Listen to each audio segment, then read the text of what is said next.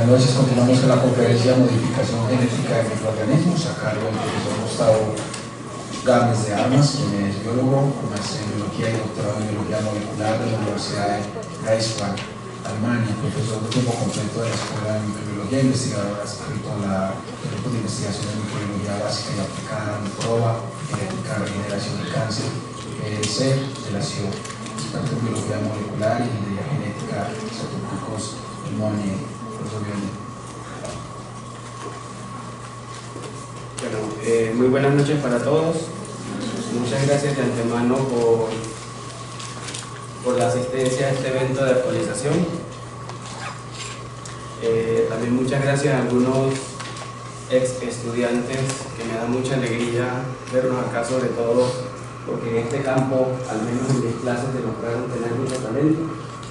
Gracias, Diego, por la presentación, y también de antemano a los organizadores de Actualicémonos por la cordial invitación para compartir este tipo de conocimientos con ustedes. Esta imagen que quiero mostrar acá, relacionada con la modificación genética de microorganismos, tiene para mí un significado muy especial, porque paradójicamente o anecdóticamente más bien, la proteína verde fluorescente, la Green Fluorescent Protein,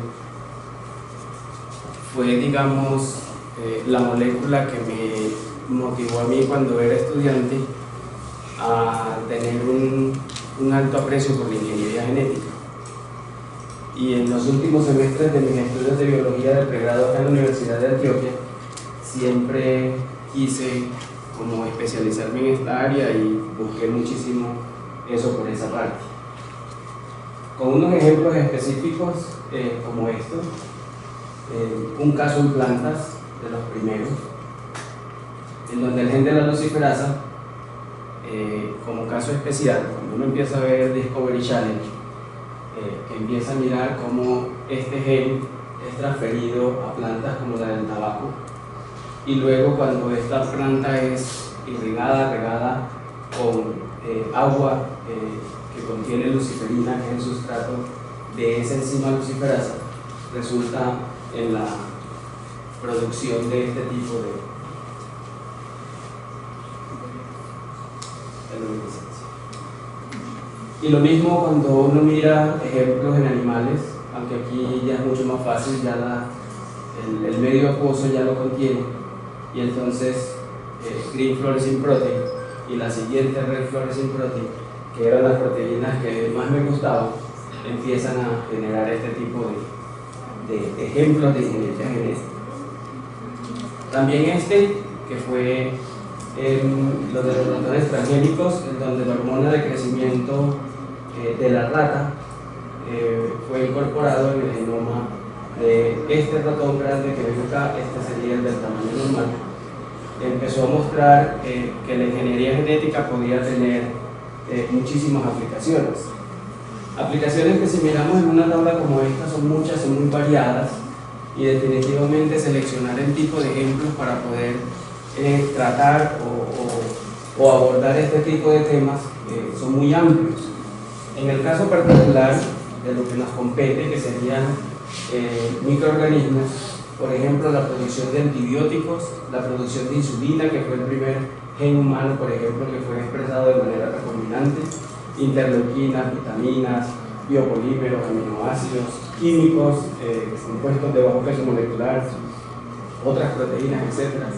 Y lo mismo con aplicaciones a nivel de hongos unicelulares o células, digamos, en cultivo independiente. Definitivamente hay un gran espectro de aplicación, y cuando miramos también el espectro de organismos que pueden ser potencialmente utilizados para modificación genética, pues obviamente hay que considerar lo que sucede con los animales, las plantas, las células en cultivo, los hongos y las bacterias. Y cuando uno compara los tiempos que uno se demora para poder expresar un tipo de productos de estos biotecnológicos, se da cuenta que la escala hasta llegar, digamos, a bacterias disminuye muchísimo. En animales, para obtener un ejemplo, se puede estar demorando entre 2 y 3 años porque los tiempos de generación son muy disímiles, son muy diferentes. Y en el caso particular de las bacterias, se puede lograr en semanas. Esta es la razón por la cual este tipo de modelos son los predominantes o los más considerados a la hora de generar productos o servicios biotecnológicos basados en las tecnologías de DNA recombinante.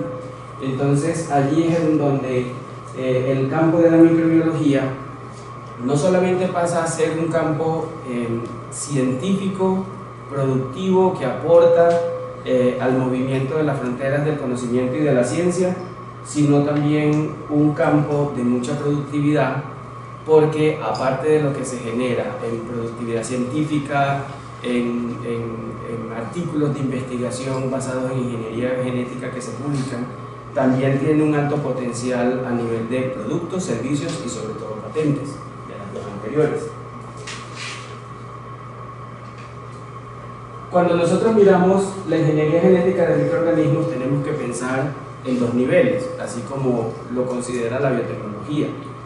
La biotecnología considera que el uso de los microorganismos o de células o parte de ellos pueden generar productos o servicios. En este caso particular, las aplicaciones de los microorganismos genéticamente manipulados, diferenciándolos de aquellos GMO, que son los organismos genéticamente modificados, es decir, hay una clase amplia de organismos que se pueden modificar genéticamente, como lo mencioné en la diapositiva anterior. Eso incluye plantas, eso incluye animales, eso incluye hongos, eso incluye bacterias, todo tipo de microorganismos, etc. En el caso particular de los GMMs, cuando se aplican como un todo, es decir, como microorganismos genéticamente modificados, como mutantes o como cepas originadas mediante tecnologías de DNA recombinante, los 2 casos más particulares de utilización son en la agricultura y en la bioremediación.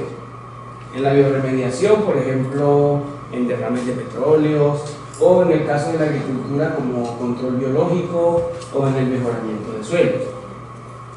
En control biológico, por ejemplo, controlando insectos parásitos, o por ejemplo controlando enfermedades fúngicas o otro tipo de enfermedades que le puedan causar a plantas, por ejemplo, y en algunos casos particulares también transgénesis, en donde algunos productos proteicos pueden proteger a la planta del daño causado por el congelamiento. Entonces, proteínas anticongelantes que permitan que las plantas sean más resistentes a las heladas, por ejemplo. En el caso particular de la aplicación de productos derivados, los casos más relevantes que voy a mencionar a continuación están relacionados con la salud de los humanos y los animales. En el caso de la microbiología industrial, en la industria de los textiles y de las comidas, sobre todo en aquellos aspectos de sabor y materias primas para generación de productos comestibles para el humano, como herramientas de diagnóstico y también como herramientas de investigación, son muy utilizados, y en el caso particular de plásticos biodegradables. Como un principal ejemplo, o un ejemplo inicial, tenemos los productos farmacéuticos. La industria farmacéutica se ha valido muchísimo de la modificación genética de microorganismos para producir a gran escala, por ejemplo, hormonas humanas o otro tipo de proteínas que tengan usos terapéuticos, la producción de vacunas, por ejemplo, mucho más seguras. En el caso particular mío, por ejemplo, que trabajamos estudiando factores de adherencia y virulencia de Streptococcus pneumoniae, de neumococo, para tratar de pasar de una vacuna que no sea tan dependiente de los polisacáridos de la cápsula, sino más bien tenerla a nivel de proteínas para que sea más inmunogénica y con una mayor cobertura, es decir, con una sola vacuna tratar de cubrir toda la población de neumococos. Y muchos, empezando por el ejemplo de la insulina, han sido las proteínas o los productos que se han generado utilizando este tipo de metodologías y que están comercialmente disponibles. En este caso particular, entonces, las compañías farmacéuticas están produciendo grandes cantidades de moléculas recombinantes para tratar enfermedades humanas o bacterias recombinantes que producen específicamente, por ejemplo, hormonas de crecimiento, insulina humana, etc. Uno ve en esta tabla, digamos, algunos tipos de proteínas recombinantes que se están generando con tecnologías de DNA recombinante y que el hospedero, o digamos la microindustria más utilizada es, por ejemplo, E. coli. En algunos otros casos, por ejemplo, se utilizan células de mamíferos o células de hongos unicelulares para tratar de superar aquellas desventajas que tienen la producción en organismos procarióticos, como la modificación posttraduccional de las proteínas, que es un tanto diferente, sobre todo cuando el origen es humano. Entonces se utilizan estos tipos de hospederos y por lo tanto entonces este tipo de biotecnología empieza a tomar y adquirir nomenclaturas y nombres basadas en dichos hospederos.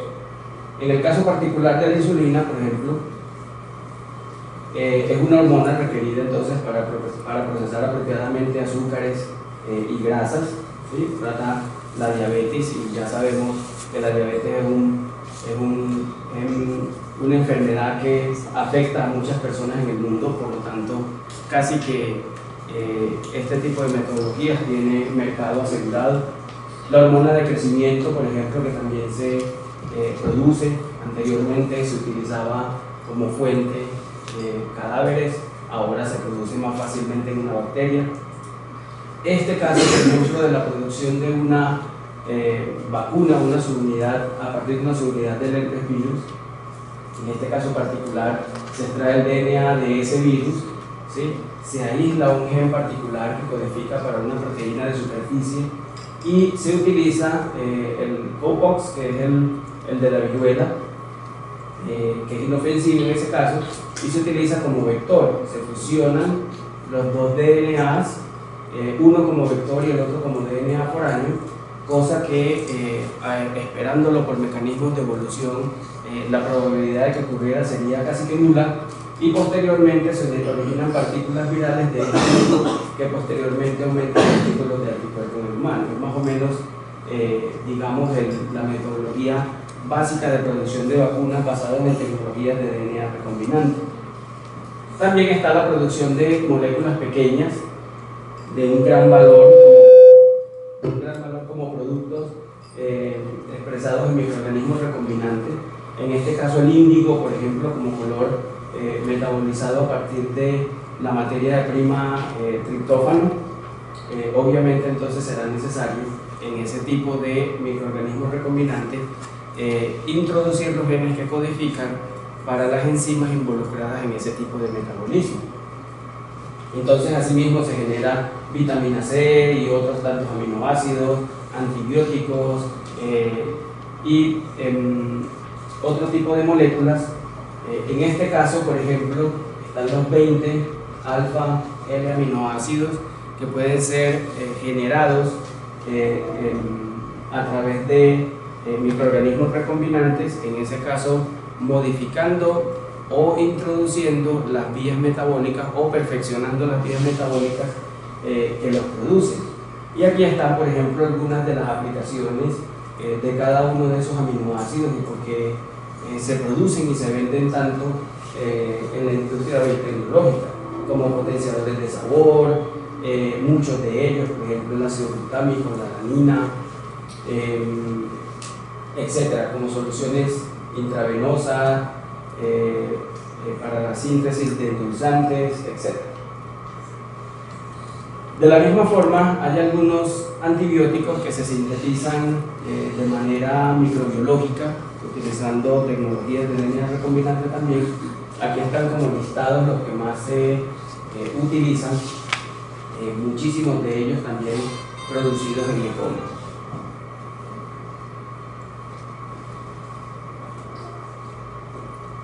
En la industria de los alimentos, por ejemplo, el santán, la goma, que se puede producir genéticamente modificando esta bacteria, y una gran ventaja, por ejemplo, es empezar a utilizar sustratos que bajo unas ciertas condiciones significarían desechos en otros procesos biotecnológicos.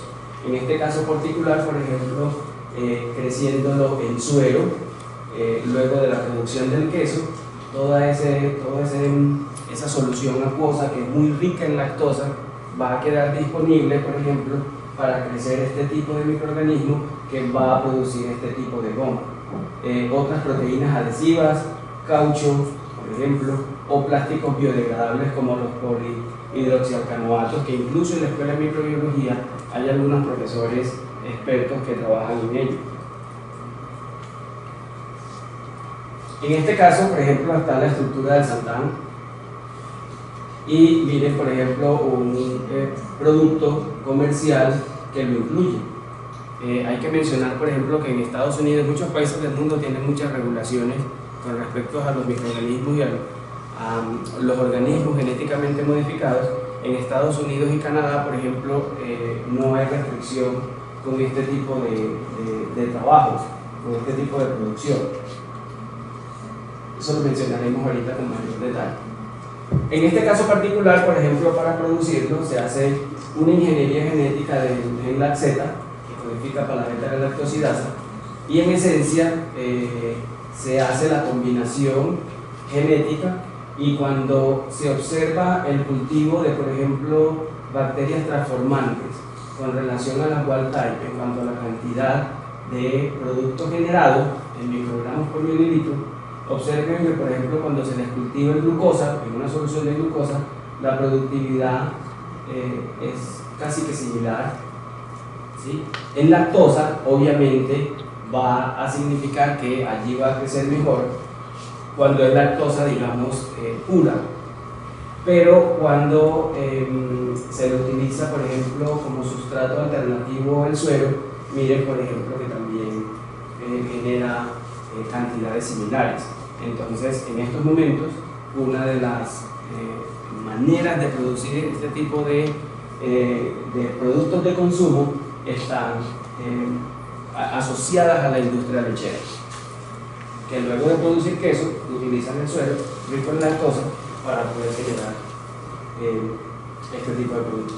Y también acá, en este caso, por decir otro tipo de productos comerciales, a partir, por ejemplo, del acetil-CoA, a través de la ingeniería genética o introducción de estas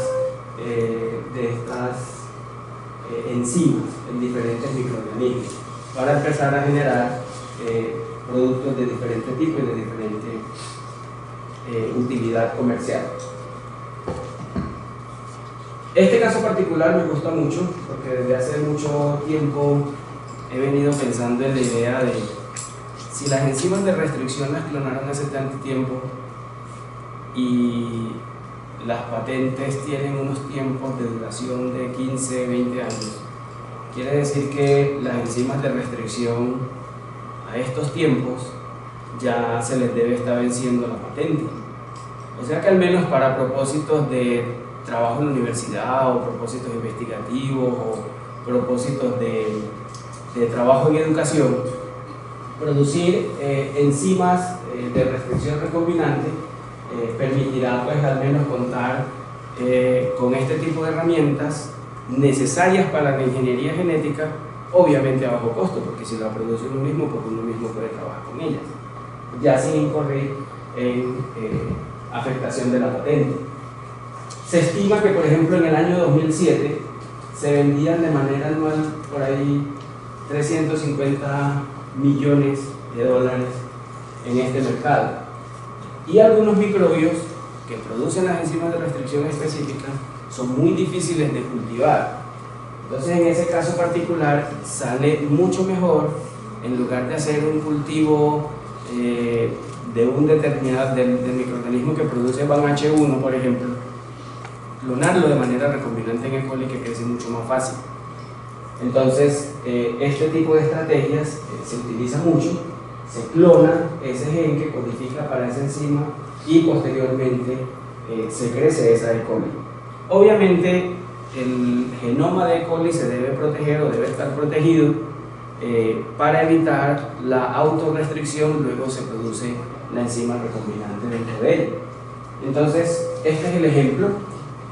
En el caso cuando se clonó por primera vez, en el primer vector de clonación que se conoció, que fue el plásmido Bolívar Rodríguez 322, a partir de P. Stuarty, se tomó el DNA y se clonó el gen que codifica para esa enzima de restricción, y obviamente los insertos se introdujeron en la bacteria, y la manera de conocer cuáles eran beneficiosos o cuáles crecían con el producto que yo quería era a través de una infección con el bacteriófago lambda.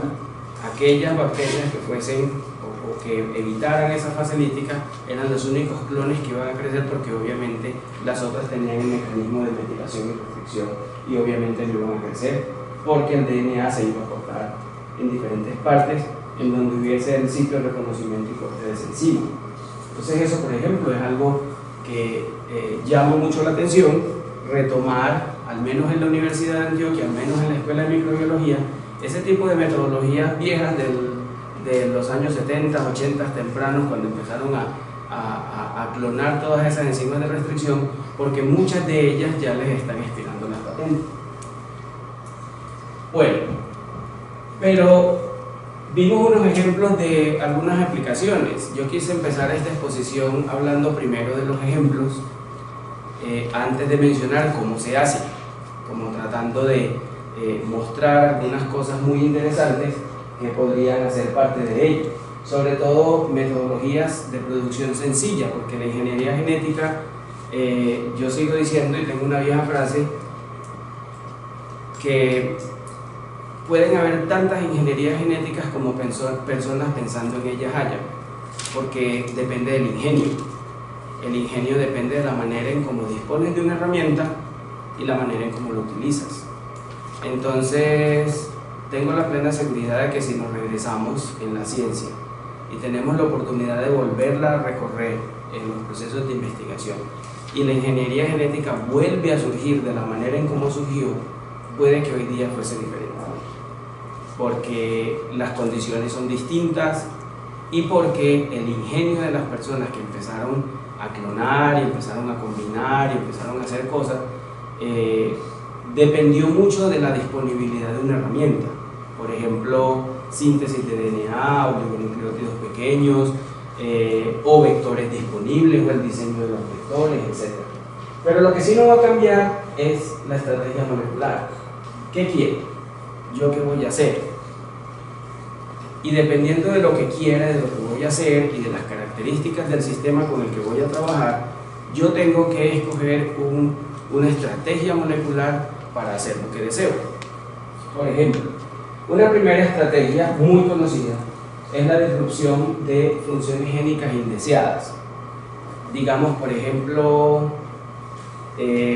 los que producen ácido glutámico. ¿Qué hacen? Cogen el gen que codifica para el paso posterior a la producción de alfa-cetoglutarato en el ciclo de Krebs, acumulan el alfa-cetoglutarato y este es el alfa-cetoácido del ácido glutámico, por ejemplo. Entonces ya posteriormente, por un proceso de transaminación, obtienes el aminoácido. Y eso no está muy lejos, porque incluso nosotros mismos en la escuela por bioinformática hemos hecho el inventario de cuáles son todas aquellas bacterias que tienen el ciclo de Krebs al 100%, todos los genes, a cuáles les falta uno, a cuáles les falta otro, cuáles no lo tienen, como por ejemplo el neumococo con el que yo trabajo, no tiene ciclo de Krebs, no tiene ciclo de Krebs porque en el genoma ninguna enzima que codifica ningún gen que codifica para las enzimas del metabolismo intermediario está codificado. Entonces el microorganismo tiene que obtener la energía de una manera diferente. Entonces eso empieza a constituirse en fuentes naturales, digamos, de mutantes que pueden ser fácilmente utilizables en la modificación genética. También.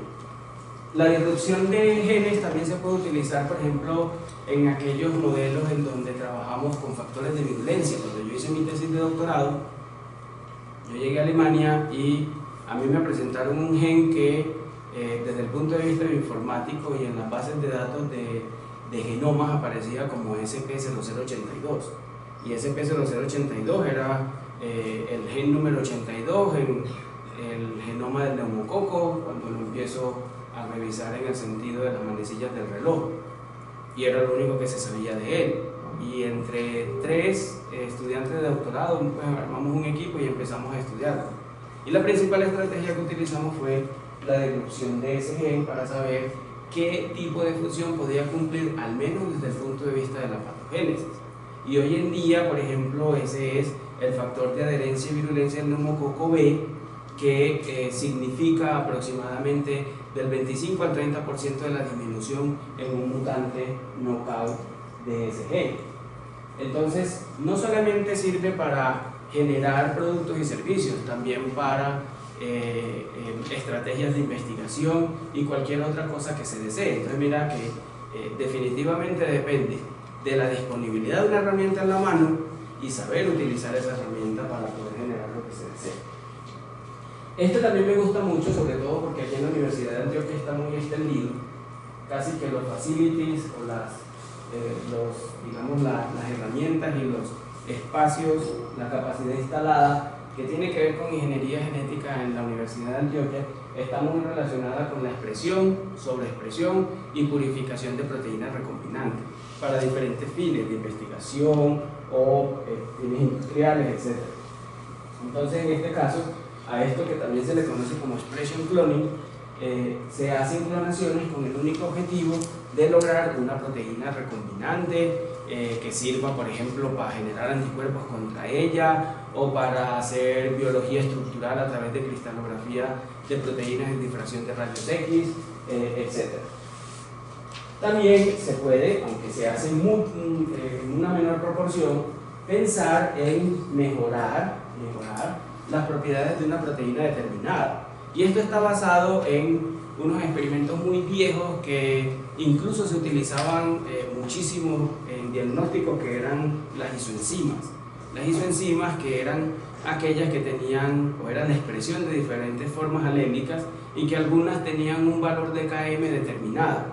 Entonces, recordando un poquito de bioquímica, sabemos que el Km es inversamente proporcional a la constante de afinidad de una proteína. Entonces, si yo quisiera tener una proteína que tiene una afinidad mayor por un determinado sustrato, la puedo mejorar genéticamente,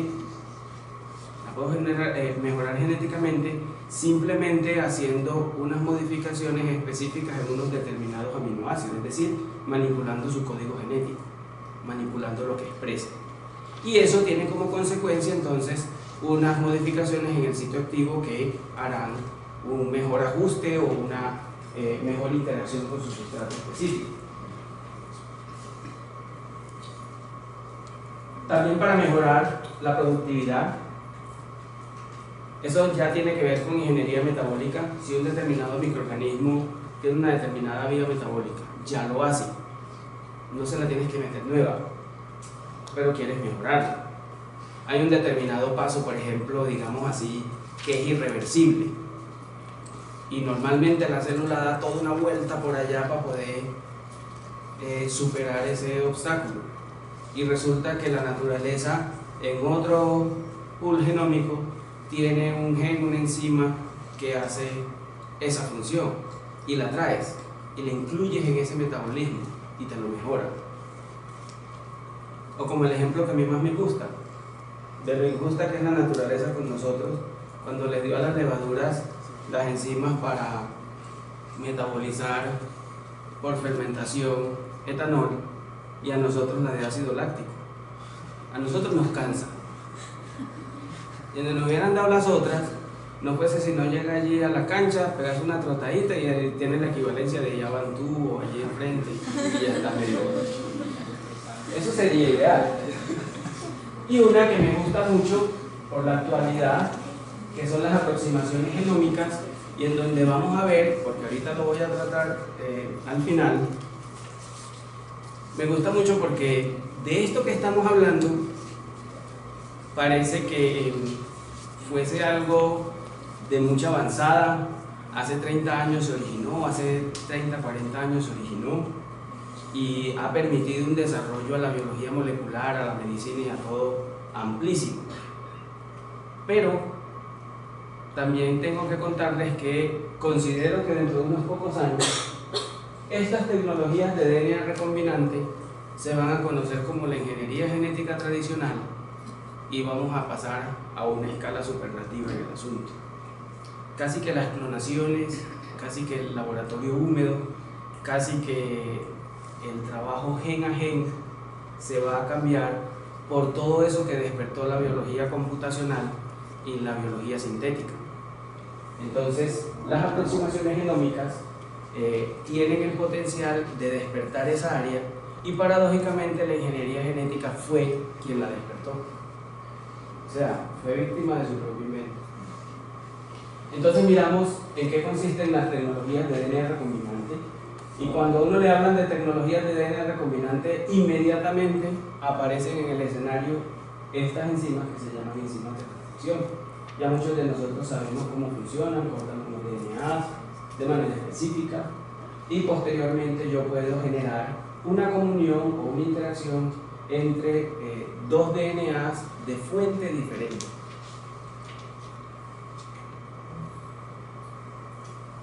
Ahí entonces hay que considerar qué sucede con la biotecnología moderna. ¿Qué hace la biotecnología moderna en una de sus partes? Selección. Selección es buscar y cultivar microorganismos que ocurran naturalmente, por lo que se soñaba antes en la biotecnología. Quiero un microorganismo que no lo tenga nadie más, que solamente lo pueda cultivar yo y que me pueda generar este producto y que yo lo pueda vender y con eso tener el monopolio, llenar de plata. Pues eso piensa una persona que trabaja en el campo biotecnológico de producción, por ejemplo una casa farmacéutica, ya nosotros sabemos, ¿cierto? Entonces lo conseguían y muchos de ellos, por ejemplo, para la producción de antibióticos, luego, y que incluso se utiliza mucho hoy en día, a través de procesos de mutación y selección. Cuando empezamos a conocer cómo mutaban las bacterias, cuál era el origen, los microorganismos generaban unas determinadas variantes basadas en unas tasas de mutación altas o relativamente altas, dependiendo del genoma de la parte del genoma en donde se encontrara, empezaron a irradiar bacterias y empezaron a buscar mecanismos de selección para encontrar cuáles eran aquellas variantes genéticas que se habían generado a partir de ese estímulo y que me podían servir, por ejemplo, para un determinado propósito. Y me llamó mucho la atención ahorita que estuvimos en el congreso de la ASM en Washington, que hay una empresa de las más grandes del mundo que está ubicada en Dinamarca y otra en Estados Unidos, DuPont, que a partir de toda la restricción que se generó por utilizar microorganismos genéticamente modificados, ellos volvieron a estas metodologías generando a través de mutágenos y estímulos diferentes estrategias para poder, por ejemplo, en el caso de los de Dinamarca, utilizar bacterias del ácido láctico para mejorar el sabor del yogur, el espesor del yogur, qué tan consistente es, qué tan largo en tiempo puede durar, refrigerado, no refrigerado. Y es un trabajo muy bonito porque definitivamente no se basó en nada de ingeniería genética y nada de DNA recombinante, que en Europa eso sí es un seek and destroy. Cualquier producto en un supermercado que diga GMO o que diga microorganismos genéticamente modificados, inmediatamente prende alarmas. De hecho, Carrefour y otro tipo de supermercados tienen la prohibición de vender organismos genéticamente modificados o ponerlos al menos en sus estanterías. Y el otro es a través de la modificación genética de lo que estamos hablando hoy, ¿sí? Cambiar partes específicas o introducir. De ahí entonces se vienen diferentes terminologías, diferentes maneras de tratar el asunto. El primero es, ¿qué es un DNA recombinante? Un DNA que ha sido manipulado artificialmente para combinar genes de dos fuentes diferentes, humano, bacteria, por ejemplo, que son genes transferidos, ¿sí?, entre especies no relacionadas a través de manipulación en el laboratorio. ¿Qué es ingeniería genética?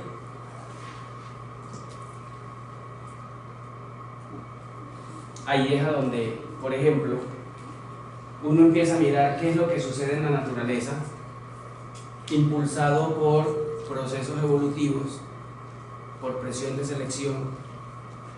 La genética te dice potencialmente qué puede ser, pero es el medio ambiente en realidad que moldea y dice en realidad quién eres.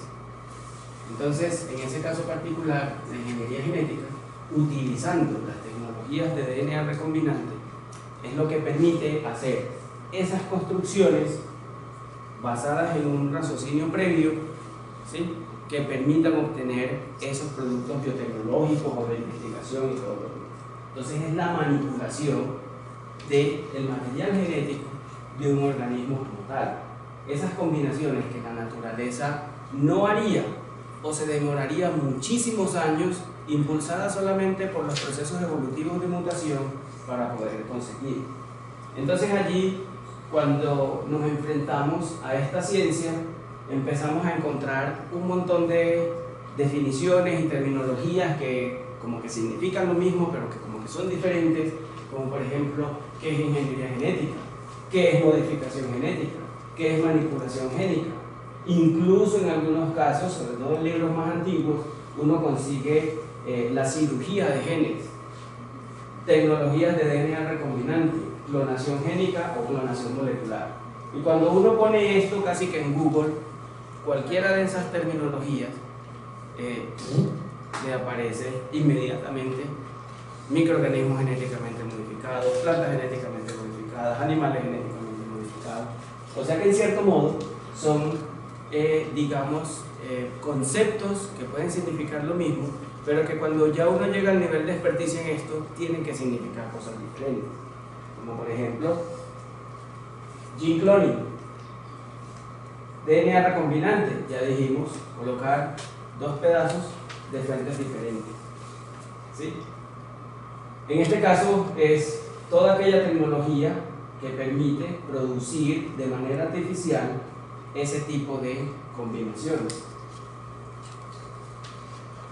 En el caso de la ingeniería genética, es la aplicación de esas tecnologías para manipular los genes. O sea que las tecnologías de DNA recombinante son la herramienta y la ingeniería genética en realidad es el concepto, la concepción. ¿Yo qué quiero hacer? ¿Qué quiero hacer como, digamos, trabajo de grado, si eso es lo que voy a hacer? O como idea para generar un negocio o montar un proceso basado en microorganismos genéticamente modificados que me permita generar este producto o vender este servicio, ¿sí? Esa es la concepción de los proyectos. Obviamente se utilizan muchísimos métodos y está basado en muchas estrategias experimentales, como la amplificación, la clonación, y todo eso lo hace casi que posible. De hecho, posible fue desde 1973, cuando se generaron las primeras partículas recombinantes con DNAs de bacterias y DNAs de virus. Otro concepto muy importante a tener en cuenta allí es el de la clonación. Y casi que cuando uno le hablan de ingeniería genética o de manipulación genética, tiene que pensar en clonación. La clonación es casi que una consecuencia de la capacidad que tenemos nosotros de no trabajar directamente con esas partes a la escala del humano.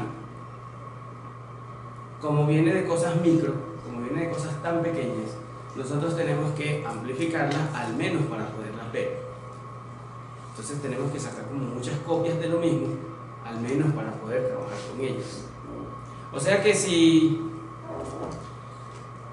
la genética estuviese basada en una molécula o partícula o algo que nosotros pudiésemos trabajar con las manos, con llaves, raches, dados, tuercas, tornillos, etc., en realidad no hubiese ingeniería genética, sería ingeniería.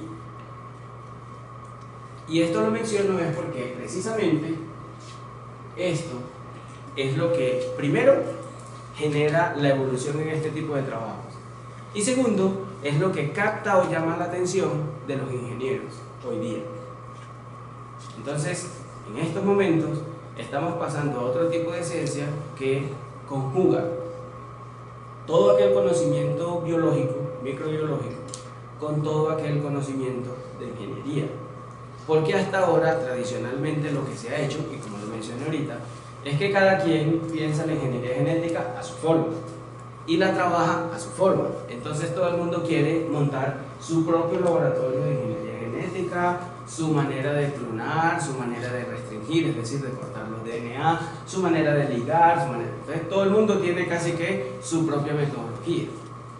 Y en estos momentos ya viene la influencia de la ingeniería haciendo lo que ya se conocen como biopartes, o la manera en cómo vamos a clonar es así, la manera en cómo vamos a restringir es así, este pedazo se hace de esta manera, este pedazo es un sistema, este sistema se va como una sola parte, todo esto, el que quiera clonar de esta manera utiliza esta parte tal cual así, ya no la modifica más, etc.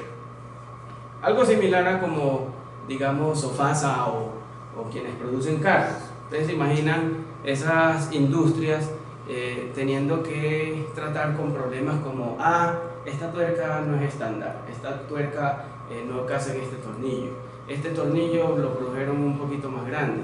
Si uno va a cualquier ferretería le venden un tornillo de media y una tuerca que le casa un tornillo de media, y eso es lo que se está tratando de hacer con la ingeniería genética.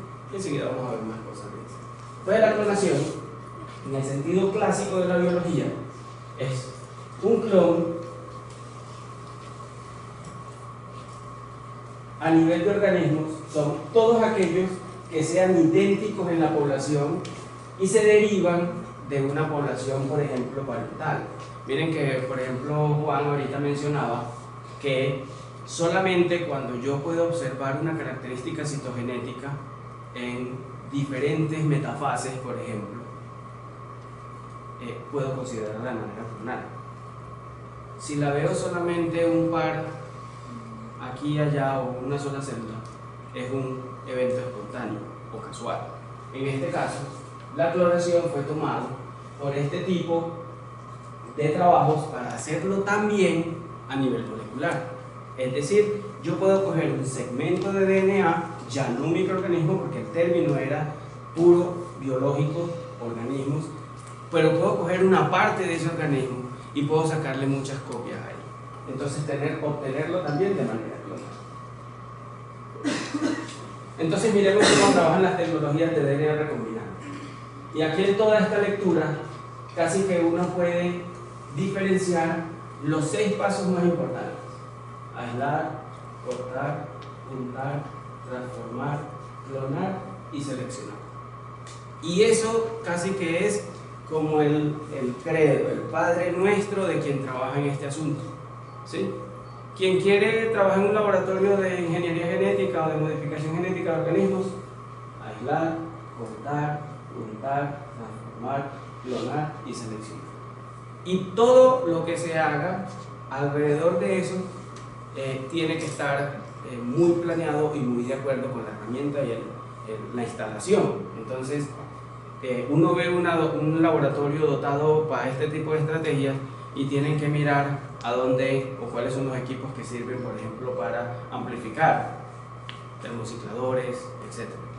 Para, por ejemplo, cortar enzimas de restricción, etc. Para, por ejemplo, juntar la ligasa T4. Y el que no tenga ligasa T4 o ligación independiente de ligasa T4, que ya existe también.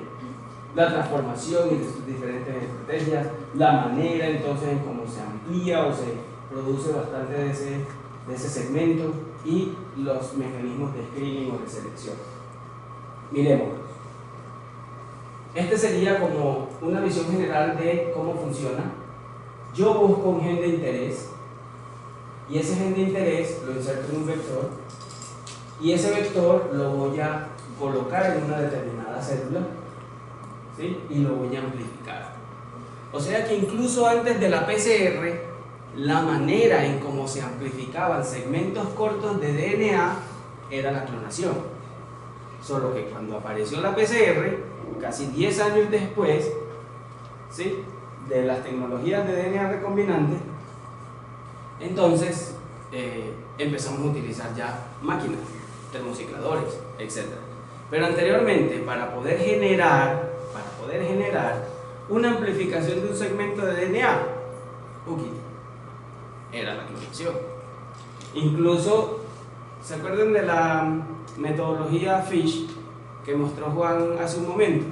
¿Cómo funciona eso? Eso funciona muy sencillo.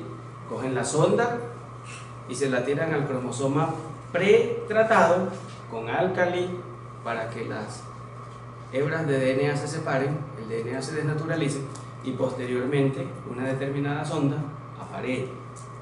Pero yo hago una pregunta muy sencilla: ¿de qué tamaño debe ser la sonda para que al menos mis ojos bajo la luz de un microscopio la puedan detectar en forma de un lucero amarillo, verde, rojo o como yo quiera? ¿De qué tamaño debe ser la sonda? 5 pares de bases, 10 pares de bases, 100 pares de bases, 1000 pares de bases, ¿quién da más? Eso debe ser grande. Y grande me refiero a que deben ser 100.000, 200.000, 500.000 y a veces hasta 1 millón y hasta 2 millones de pares de bases, para que puedas observar ese lucerito ahí. ¿Y qué te vende la casa comercial? Sencillo: un pedazo de DNA del cromosoma S que quieres tratar, que está clonado en un vector de clonación de máxima capacidad, puede ser VAX, por ejemplo, que son cromosomas artificiales de bacterias, y meten toda esa cantidad allí. Lo expresan, pero lo amplifican en esa bacteria y posteriormente, a través de una metodología que se llama Nick Translation, cogen y reemplazan unos determinados nucleótidos por otros de color, y esa es la sonda que te venden. O sea que técnicamente la tecnología de DNA recombinante casi que le dio una mano a la citogenética muy amplia, porque pasar de los años 80, que la citogenética venía decayendo un poco, porque siempre el bandeo con Ginza y el bandeo replicativo, muchas veces, como él lo mencionó, no te daban esa resolución de diferenciar. Y una tecnología tan sencilla de clonar ese pedazo, juntar 2 DNA foráneos y amplificarlo. Y en estos momentos hay laboratorios, como por ejemplo en el que yo hice mi trabajo en Alemania, ellos producen sus propias sondas para poder hacer sus propios FISH. O sea, no tienen que comprar. Lo meten en los sistemas de calidad, estandarizan y fuquita. O sea, otra manera de generar productos y servicios a través de las tecnologías de DNA recombinante. Pues pasado un Erlenmeyer a un bioreactor, por ejemplo. Las herramientas, enzimas, obviamente. Bueno, si regreso acá, obviamente entonces de esta metodología se desprende lo que necesito: enzimas, genes, vectores, recipientes, células, etc. Entonces acá las herramientas serán principalmente enzimas, vectores, promotores, marcadores de selección tanto positivos como negativos y métodos de transferencia génica. Cuando uno tiene esto establecido, casi que tiene un laboratorio para generar las combinaciones que quiere. Entre las enzimas más importantes obviamente están las enzimas de restricción, la ligasa, la transcriptasa reversa, las DNA polimerasas, nucleasas para cortar cuando necesitemos y transferasas terminales. Pero definitivamente, de todas estas enzimas, por ejemplo, si uno ve, solamente las enzimas de restricción y las ligasas son las consideradas necesarias para hacer ingeniería genética. Ni la transcriptasa, ni la polimerasa, ni la nucleasa, ni la transferasa sirven para hacer ingeniería genética como tal, apoyan, pero las dos reinas son restricción y ligación. ¿Por qué? Porque esto sencillamente es basado en la definición.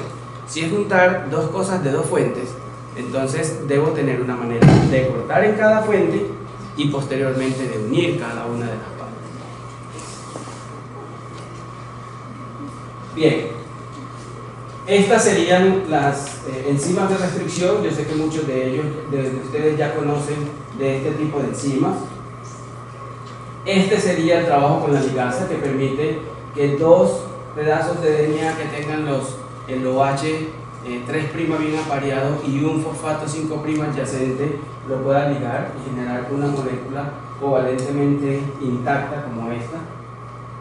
Vectores de clonación, los principales vectores de clonación son los plásmidos, pero las características principales de ellos deben ser autorreplicables para que se puedan mantener, ser estables en un determinado recipiente celular, tener sitios de clonación en donde yo pueda meter ese DNA foráneo o el DNA proveniente de la otra fuente, promotores que permitan, por ejemplo, en el caso de la expresión, hacerlo de manera modular, de manera inducida, de manera adecuada, etc.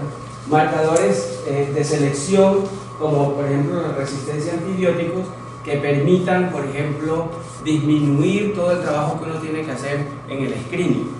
Y el screening o tamizaje es el principal monstruo de la ingeniería genética. Cada vez que alguien piensa en ingeniería genética, tiene que garantizar cuál va a ser su método de screening, o si no, ahí se vuelve loco. Porque cuando hay que tamizar una caja de Petri completa con 10.000 colonias, o a partir de algún método tratar de disminuir esas 10.000 colonias. Bien, y el tamaño apropiado. Los vectores, por ejemplo, los plásmidos son los principales, pero los virales también son muy utilizados y tienen capacidades diferentes. De hecho, hay muchos más tipos de vectores, como por ejemplo bacteriófagos, los Schürer, que pueden utilizarse tanto en procariotes como eucariotes, y los cromosomas artificiales de bacterias, de levaduras o incluso de humanos, que cargan mayor capacidad. En cuanto a los hosts o los hospederos, por ejemplo, en este caso particular a nosotros nos interesaría mucho las bacterias, las levaduras, pero ya sabemos también que células vegetales o células mamíferas también pueden ser utilizadas en términos prácticos de la biotecnología como partes para poder generar ese tipo de productos o servicios. Ventajas, cada una tiene sus ventajas, cada una tiene sus desventajas. En el caso particular de las bacterias, por ejemplo, lo baratas que son en cuanto a su crecimiento, lo fáciles de caracterizar, y la principal desventaja es la modificación posttraduccional, que no es la misma cosa cuando uno quiere expresar genes de mamíferos. La manera en cómo se ingresa ese DNA a un tipo de célula, normalmente se conocen estas 5 metodologías: la transformación, la electroporación, la fusión de protoplastos, la microinyección y la biobalística, por ejemplo, Gingon también que se conoce. Entonces, los diferentes métodos se pueden utilizar o van a depender dependiendo del organismo o el microorganismo con el que yo esté trabajando.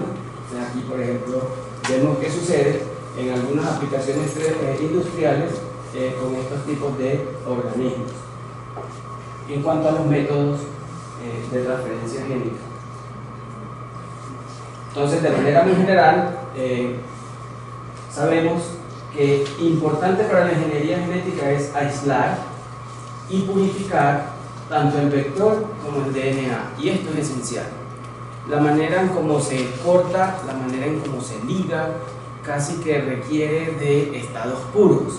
Entonces, cuando se trabaja en ingeniería genética, casi que es mínimo, básico y necesario tener kits de purificación en todos los estantes posibles del laboratorio, porque cada vez que cortes y digas no purificas y ligas, entonces con lo que cortaste vuelve y te corta. ¿Ves? Entonces necesitas ese tipo de estrategias y pasos de calidad, de pasar de un estado, purificar, pasar al otro estado, purificar y seguir así de esa manera. El corte, obviamente, con enzimas de restricción será muy importante allí, y tu estrategia va a depender de cómo quieras ligar y clonar. Y como les mencioné ahorita, Hoy día, pues, hasta ahora, casi todo el mundo escoge la manera en cómo quiere clonar, pero la tendencia es a universalizarlo. Vamos a clonar de esta manera, en este determinado vector, determinado head, para hacerlo mucho más trabajable a nivel grupal. La ligación con la T4 ligasa, esa ligación es esencial. En muchos casos particulares, por ejemplo, si tú procedes con la unión de los fragmentos y no se ligan y lo ingresas a la bacteria, por ejemplo, se conoció durante mucho tiempo que la bacteria como E. coli dañaba ese DNA. Pero precisamente a partir de esos conocimientos se llegó también a el descubrimiento del papel que pueden cumplir las topoisomerasas, religando ese tipo de fragmentos que entran con esas desuniones. O sea, allí ya no utilizas directamente una ligasa comercial en un tubo in vitro, sino que lo estás haciendo por un mecanismo interno celular.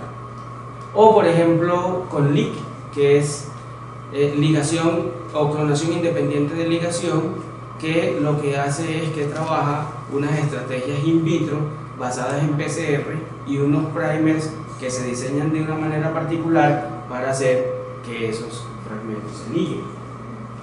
O una que yo utilicé muchísimo también en Alemania, que se llamaba el Mega Primer, sobre todo cuando se utilizaba una clonación circular, en donde un fragmento yo lo amplificaba con un segmento específico del primer y el mismo primer tenía una señal de reconocimiento del vector. Entonces el producto génico, el producto de la PCR o el amplificón que obtenía en un determinado paso, me servía como primer para amplificar el vector.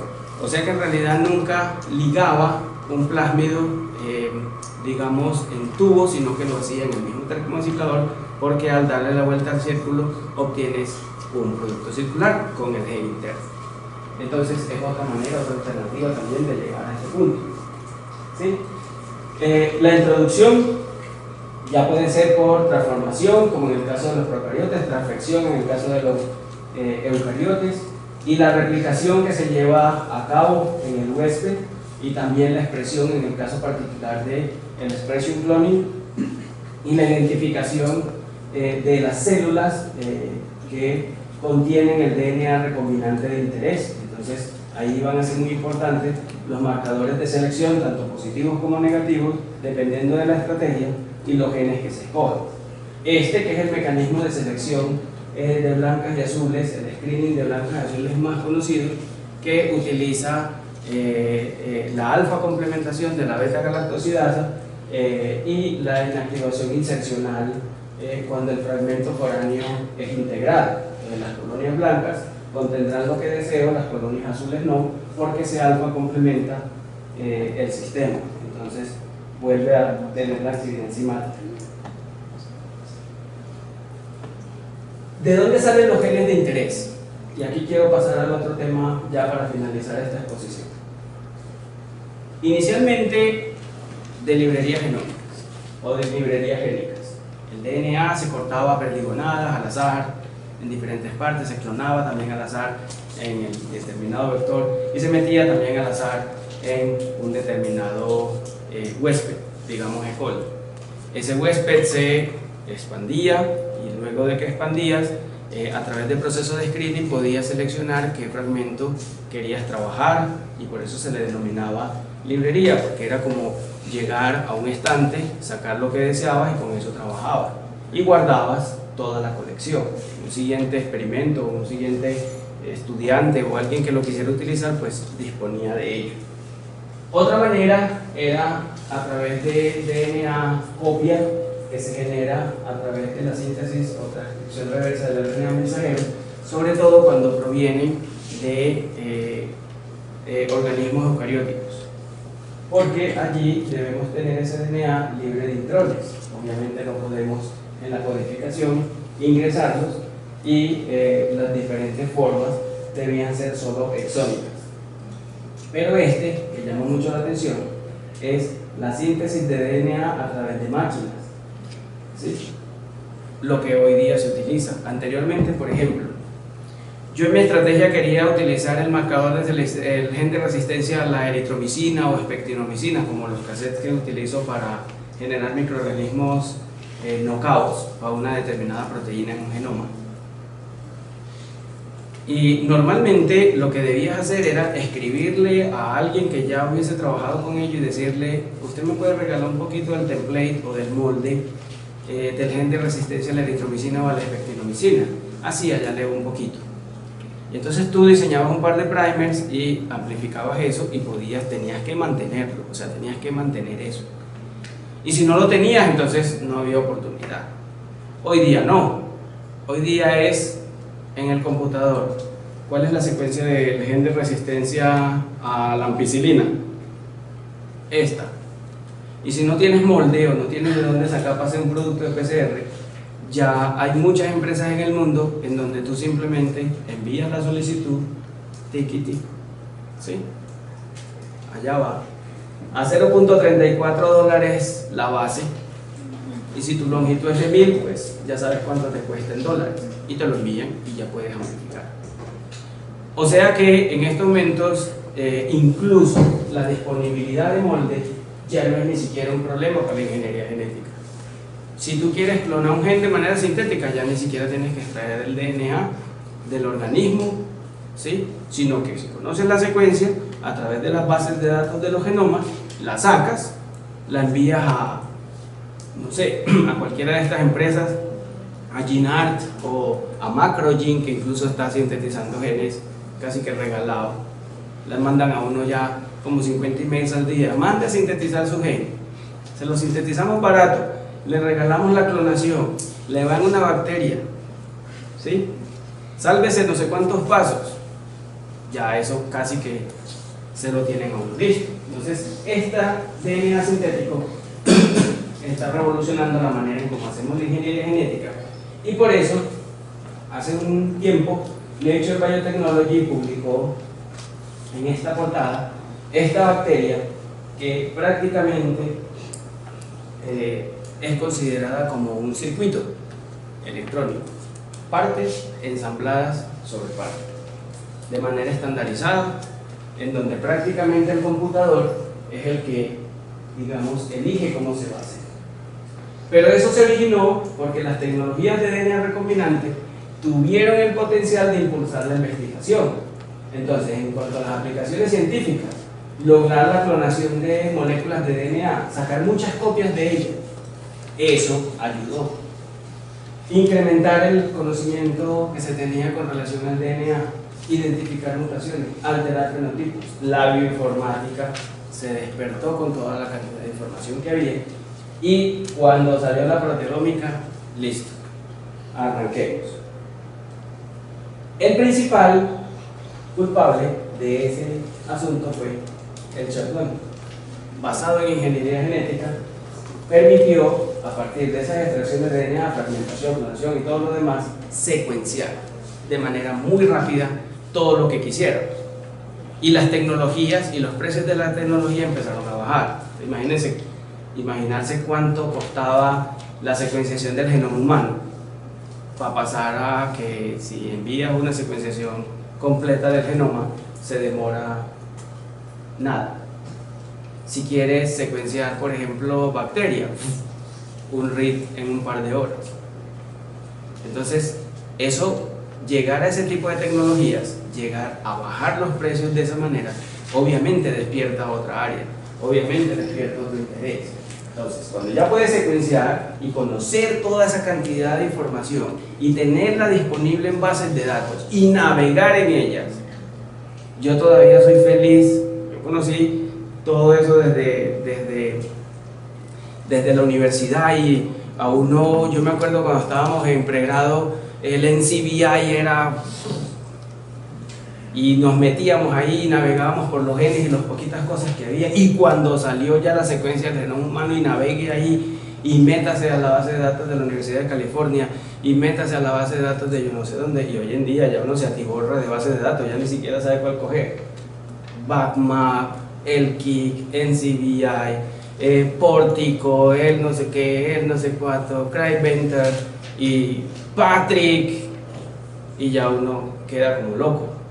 Entonces debe existir una manera que nos permita manejar toda esa información. Aunque desde la perspectiva personal, yo sigo considerando que la bioinformática te ayuda en muchas cosas, pero el análisis de secuencia todavía sigue requiriendo de aquella curación manual, y que cuando tú aprendes curación manual de secuencias, analizar la secuencia así, eso que uno ve como Matrix, ATG, ATG, ATG, y uno ahí ve promotores, genes, inicios de genes, terminaciones, codones, promotores y todo lo demás, eso es esencial aquí. De lo contrario, es simplemente un computador diciéndote, ahí te va el par de primers que te pueden servir, y tú enganchas a ese experimento, y ahí se te va la vida haciendo una cosa que no amplifica, porque no te tomaste el tiempo de verificar manualmente si eso verdaderamente funcionaba. Entonces, esa combinación de las dos cosas va a ser esencial. Y eso, todo ese montón de información, sacó áreas como genómica y proteómica, que definitivamente, desde la definición, cambió nuestra manera de ver la biología. Ya no éramos tratando de explicar la biología por partes.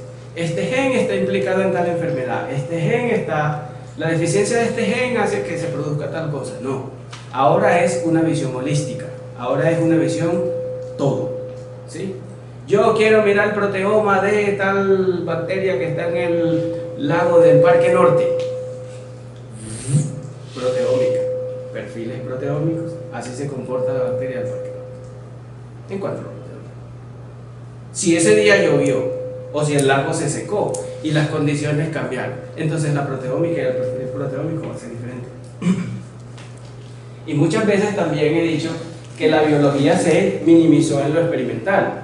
Entonces ya uno va, por ejemplo, y mira, sobre todo en Alemania, que lo veía mucho en el tiempo que estuve allí, que muchos laboratorios se dedicaron a tener los facilities, es decir, comprar todos esos equipos, el CMS y todos los secuenciadores y todo el montón de cosas, para hacer ese tipo de trabajo. Entonces las hipótesis biológicas se redujeron a: yo quiero hacer proteómica de esta bacteria cuando brinca para arriba, y mis condiciones experimentales son así, y cuando esta bacteria brinca yo la capto y la meto en el equipo, y miro cuál es el perfil de genes, y cuando brinca para abajo miro otros genes. Entonces, si brincara para abajo, o sea que las hipótesis se redujeron, a pesar de que hay trabajos muy buenos en el área, como por ejemplo el del surface shaving, que me gusta mucho, y siempre, por ejemplo, cuando dicto clases de genética lo menciono. Unos estudiantes cogieron y tuvieron la capacidad de coger la superficie de una determinada bacteria y a través de procesos químicos enzimáticos, dejando la bacteria intacta, cortaron todo lo que saliera proteico de la superficie, y después que hicieron eso se lo metieron al equipo. ¿Y qué dijeron? Estas son las proteínas que se expresan a nivel de superficie bajo condiciones tal en esta bacteria, y lo compararon con lo genómico y las dos cosas casan. Genes potencialmente que codifican por proteínas de superficie y las verdaderas proteínas de superficie. O sea que hay dos maneras de ver: fenotípicamente directo y genómicamente indirecto. Entonces, con eso la bioinformática obviamente despertó toda esta serie de proyectos y empezó a guardar toda esa información, y la genómica funcional empezó a coger ya, a cambiar la estrategia de pescar genes. Yo pesco un gen, yo pesco otro gen, a tirar a una malla completa y mirar cómo se comporta la interacción de todos los genes, es decir, una visión holística del asunto. Y allí los chips de DNA o los microarrays fueron muy importantes. Entonces ya yo organizo todos los genes aquí, hago las hibridaciones correspondientes y me doy cuenta cómo funciona, y de ahí saco hipótesis.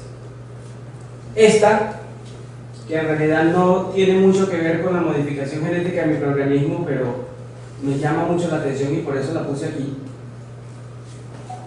CRISPR-Cas9, que es la metodología o el sistema inmune de las bacterias. Ya incluso hay estructura tridimensional de la proteína, consolidando los RNA y todo lo demás, y esa herramienta va a tener el potencial ya no solamente de hacer combinaciones genéticas de DNA de diferentes fuentes, es edición de genomas.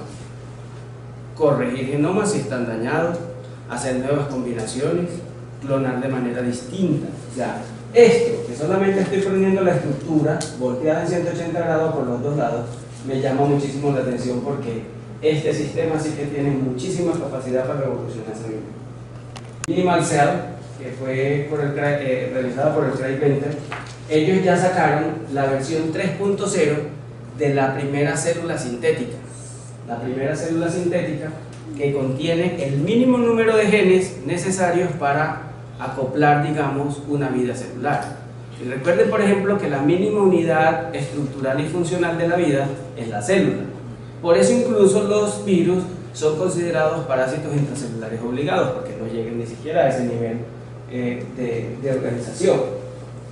Ellos, en el primer ejemplo, en el primer trabajo que lo hicieron en el 2008, lo publicaron en Science, organizaron todos los genes mínimos que se necesitaban para generar ese tipo de genomas. Pero lo importante allí era cómo hacerlo, cómo ensamblarlo de manera sintética, porque son sintéticos. No los están cogiendo de un lado de una bacteria y lo están sacando, no es un computador. O sea que técnicamente eso es manipular la vida. O sea, técnicamente eso es irse a un nivel mucho más avanzado en el asunto, y lograron organizar este genoma de esta manera y lograron la versión 1.0.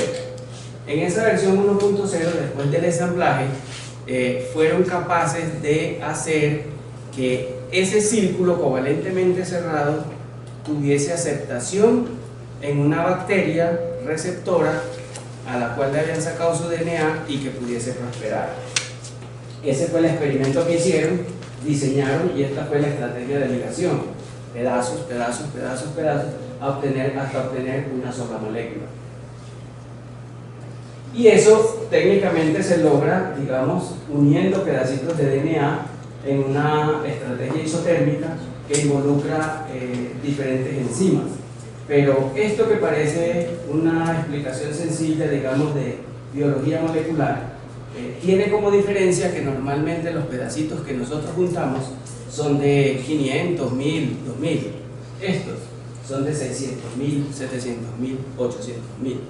O sea que cuando ya tú llegas a una estrategia de unión de fragmentos de DNA tan grandes, ya puedes pensar casi que en armar genomas sintéticos. Y esto fue lo que disparó la construcción de este tipo de organismos. Ensamblaron todos esos pedazos y obtuvieron el DNA de esa bacteria, que contiene, creo que ahí está el número, eran como 400 y pico de genes mínimos para poder trabajar con virus. Y luego sacaron la versión 3.0, que tiene unas determinadas modificaciones, o digamos ajustes, que le siguen sacando pedazos para saber si definitivamente pueden llegar a funcionar. Entonces, con esto logran este diseño. Acá lo puedo expresar un poquito más. El diseño, el computador arroja cuál sería la mejor organización probable de ese genoma, se pasa a la síntesis, se pasa a la construcción y posteriormente se hacen las pruebas a nivel del organismo. Y a esta tecnología se le llamó DBT, que sería Design, Build, Test. Y empezaron a trabajar con todo eso. Pero aquí está como la inserción o la comunión, la ligación de todo ese genoma por pedazos, y técnicamente este sería el diagrama de flujo para lograr. Y obviamente hay que pasar de levaduras a bacterias para poder ir trabajando. Entonces, en esta xenobiología, finalmente, se comunican aquellas personas que trabajan con el origen de la vida, la química sistémica, la exobiología, que es aquella que trabaja con la búsqueda de inteligencia extraterrestre, y la biología sintética para lograr nuevas manifestaciones. En este caso particular, por ejemplo, la manipulación se hace a través de modificar el esqueleto de los ácidos nucleicos. Entonces, utilizan ya no la ribosa o la desoxirribosa, sino el glicol, una hexosa o una treosa, y con la treosa, por ejemplo, que es una aldotetrosa, lograron estructuras similares a las del DNA y lograron incluso que la DNA polimerasa lo amplificara. Miren, por ejemplo, acá estaría un DNA formado, o un ácido nucleico formado con hexosa, con treosa, con glicol, y estas serían como las comparaciones de la estructura. ¿Y cuál es la ventaja que tiene eso? Que técnicamente es como crear una vida paralela para lo biotecnológico. Es decir, si el principal problema que tienen los microorganismos genéticamente modificados es que no dejan que los utilicen, es que no dejan que los liberen porque pueden causar problemas en la naturaleza, entonces crean un sistema de codificación distinto que no sea compatible con esa vida para que la vida silvestre quede intacta. Entonces las maquinarias no van a utilizar eso, utilizarían esto. Entonces empezaríamos a síntesis de muchas moléculas basadas en esa vida paralela. Eso, por ejemplo, en el caso de la treosa, miren por ejemplo que en este experimento fueron capaces de introducir esta timina, ¿sí?, que tiene este azúcar en lugar de la desoxirribosa. Entonces